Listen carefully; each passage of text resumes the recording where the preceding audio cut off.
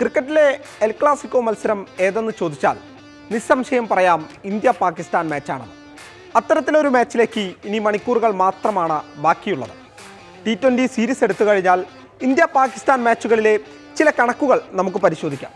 പ്രധാനമായി കാണേണ്ടത് T20 റെക്കോർഡുകളെയാണ്.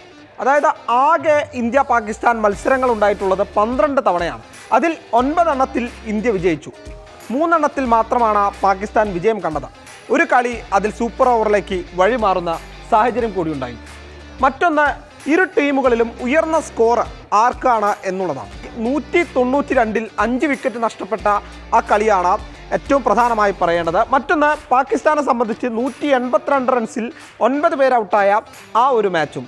ഇനി പരിശോധിക്കേണ്ടത് ഏറ്റവും താഴ്ന്ന സ്കോർ, അത് പാകിസ്ഥാന് തന്നെയാണ്. 83 റൺസിൽ 10 വിക്കറ്റ് നഷ്ടത്തിലാണ് ആ സ്കോർ ഉണ്ടായിട്ടുള്ളത്. ഇന്ത്യയെ സംബന്ധിച്ച് 133 റൺസിൽ 9 വിക്കറ്റ് പോകുന്ന ആ ഒരു സാഹചര്യം.